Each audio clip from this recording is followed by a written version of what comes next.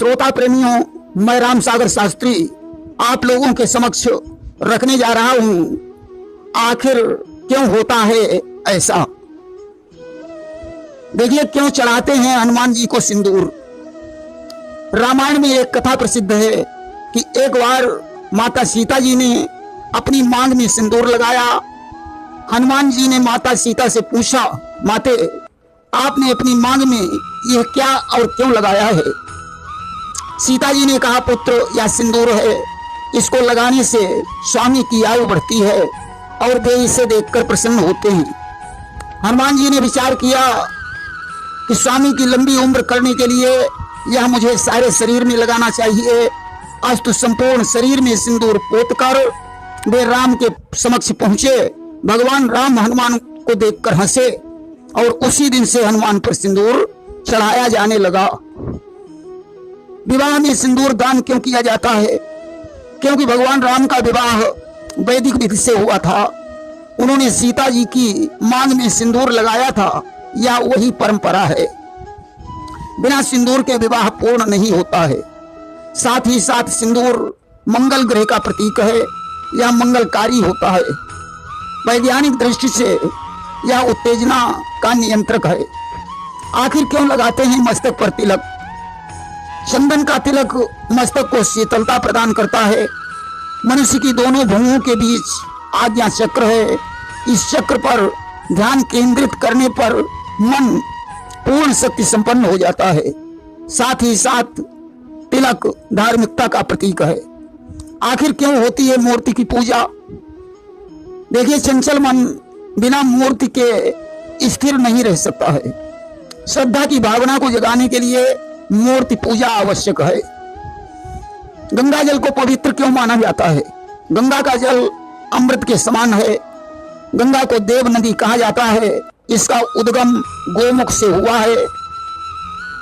इसके जल में कभी कीड़े नहीं पड़ते। देखिए, लक्ष्मी के इच्छुक व्यक्ति को भगवान नारायण की पूजा करनी चाहिए। नारायण के प्रसन्न होने पर लक्ष्मी भी प्रसन्न होती हैं। लक्ष्मी को चंचला क्यों कहा जाता है? क्योंकि लक्ष्मी कभी एक स्थान पर स्थिर नहीं रहती। उनके चंचल होने के कारण जीवन में गति है, परिश्रम और भाग्य पर विश्वास है। क्यों मनाया जाता है महाशिवरात्रि का त्योहार? देखिए, फाल्गुन कृष्ण चतुर्दशी को भगवान शंकर और पार्वती का विवाह हुआ था। शिव को तमोमयी रात्रि से ज्यादा स्नेह है, इसलिए यह त्योहार रात में मनाया जाता है। क्यों करते हैं लोग उपवास एवं जागरण? देखिए, अन्न में भी मादकता है। उपवास करने से शरीर की मादकता कम होती है। रात्रि के जागरण का अर्थ है निद्रा एवं आलस्य का त्याग करना। सोने से आयु घटती है। सोते समय सांसें ज्यादा खर्च होती हैं। जीवन सांसों पर टिका है, इसीलिए प्राणायाम करते हैं। आकाश में इंद्र धनुष क्यों दिखाई देता है? इंद्र वर्षा के देवता हैं। वे धनुष सहित वर्षा करने के लिए उपस्थित होते हैं। दूसरी बात, बादलों में वर्षा का जल भरा होता है, जिस पर सूर्य की किरणें टकराकर परावर्तित होती हैं और इंद्रधनुष के रूप में दिखाई देती हैं। सूर्य की किरणों में 7 रंग होते हैं। क्यों चढ़ाते हैं भगवान को प्रसाद? कृतज्ञता व्यक्त करने के लिए कि हे प्रभु, तेरी दी हुई वस्तु तुझे समर्पित है। अस्तु भगवान का भोग लगाकर खाने से वह वस्तु दिव्य हो जाती है। यह आस्तिक होने का प्रतीक है। भगवान से क्या मांगना चाहिए? भगवान से हमेशा आनंद मांगना चाहिए। भौतिक सुख नहीं, परम सुख मांगना चाहिए। कार्तिकेय ने मोर को क्यों वाहन बनाया? मोर का नाम नीलकंठ है और भगवान शिव का नाम भी नीलकंठ है। शिव के गले में काल रूपी सर्प पड़ा हुआ है। वही मोर के रूप में दुष्टों के संहार के लिए कार्तिकेय के वाहन बने। ब्रह्मा विष्णु महेश को त्रिदेव क्यों कहा गया है? क्योंकि ब्रह्मा सृष्टि का सृजन करते हैं, विष्णु जी पालन और शिव संहार करते हैं, इसलिए इन्हें त्रिदेव कहा गया है। आखिर क्यों की जाती है पीपल की पूजा? देखिए, दधीच के पुत्र पिपलाद को पीपल कहा गया है। उनके त्याग, साधना और परोपकार की भावना से उनकी पूजा होती है। साथ ही साथ पीपल में श्रीहरि विष्णु जी का निवास है। जड़ में विष्णु, तनी में केशव, शाखाओं में नारायण, पत्तों में श्रीहरि और फलों में समस्त देवता निवास करते हैं। अस्तु पीपल की छाल, पत्ते और फल आयुर्वेद की दृष्टि से उपयोगी हैं। यह 24 घंटे ऑक्सीजन देता है, इसलिए पीपल की पूजा होती है। आखिर क्यों करते हैं नमस्कार? अभिवादन करने से 4 चीजें बढ़ती हैं: आयु, विद्या, यश और बल। सिर पर हाथ रखकर आशीर्वाद देने से बुजुर्गों के हाथों की ऊर्जा शरीर में प्रवेश करके चारों ओर संचारित होकर नकारात्मक विचारों को दूर कर देती है। आखिर क्यों करते हैं चरण स्पर्श? चरण स्पर्श करने से चरणों में निहित ऊर्जा हमें प्राप्त होती है, चरणों में पावनता होती है, इससे हमारा मन शांत रहता है, ताजगी प्राप्त होती है, विनम्रता से ही महानता प्राप्त होती है। कुल देवता का स्मरण क्यों किया जाता है? कुल देवता पूरे वंश की श्रद्धा का केंद्र हैं, इसलिए सबसे पहले कुल देवता की पूजा होती है। क्या जल भी देवता है? जल में वरुण देव का वास होता है, जल ही जीवन है। स्नान करने से पहले जल मस्तक पर लगाया जाता है, अतः जल भी एक देवता है। साधना में माला का क्यों प्रयोग होता है? देखिए, नित्य निश्चित संख्या में मंत्र जप आवश्यक है अथवा गणना हेतु माला जरूरी है। साथ ही साथ इसके जपने से उंगली मुद्रा बनती है, जिससे मंत्र जनित ऊर्जा का संचार होता है। जपमाला में 108 मनके क्यों होते हैं? चारों दिशाओं में 27 नक्षत्र भ्रमण करते हैं, इसलिए चारों दिशाओं और 27 नक्षत्रों के प्रभाव को नियंत्रित करने के लिए 27 × 4 = 108 मनकों का विधान है। या 27 नक्षत्रों में प्रत्येक के 4 चरण होते हैं, इसलिए 27 × 4 = 108 मनके होते हैं। अथवा एक संवत्सर में 10,800 मुहूर्त होते हैं। इसे मनुष्य की पूर्णायु 100 से भाग देने पर 108 आता है। सदा वृक्षों को सदाबहार क्यों कहते हैं? देखिए, सदाबहार पौधों की पत्तियों की आयु 2 से 3 वर्ष होती है। चीड़, देवदारू, आक, संतरा, ताड़, चाय आदि सदाबहार हैं। देवी देवताओं का आवाहन क्यों करते हैं? आह्वान का अर्थ होता है बुलाना। किसी को बिना निमित्त बनाए कार्य सफल नहीं होता है, इसलिए देवी देवताओं का आह्वान किया जाता है। क्षमादान क्यों आवश्यक है? क्षमा करने से नकारात्मक प्रभाव दूर हो जाते हैं और मन हल्का हो जाता है। क्षमा करने से आपका विकास होता है, इसलिए क्षमादान आवश्यक है। ब्राह्मणों को देवता क्यों कहा गया है?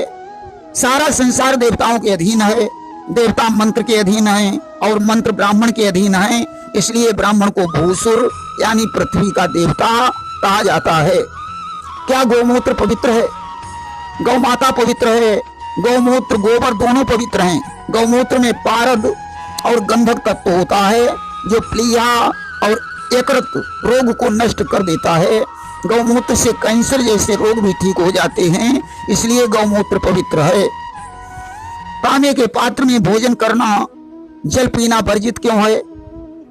क्योंकि तांबा देव पूजन में प्रयोग में लाया जाता है, इसलिए तांबे को जूठा करना नहीं चाहिए। दिन रात में 24 घंटे क्यों होते हैं? देखिए, 12 राशियां हैं, प्रत्येक राशि का भोग काल 2 घंटे है।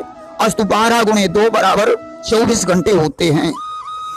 स्नान किए बिना भोजन क्यों नहीं करना चाहिए? देखिए, स्नान करने से शरीर के रोमकूप सिंच जाते हैं, शरीर पवित्र हो जाता है, शरीर में शीतलता आ जाती है, जठराग्नि भोजन को पचाने में सक्षम हो जाती है। उत्तर की ओर सिर करके क्यों नहीं सोना चाहिए? क्योंकि मृत्यु काल के समय व्यक्ति का सिर उत्तर की दिशा में किया जाता है। उत्तरी ध्रुव के तीव्र चुंबकत्व के कारण मस्तिष्क की शक्ति नष्ट हो जाती है।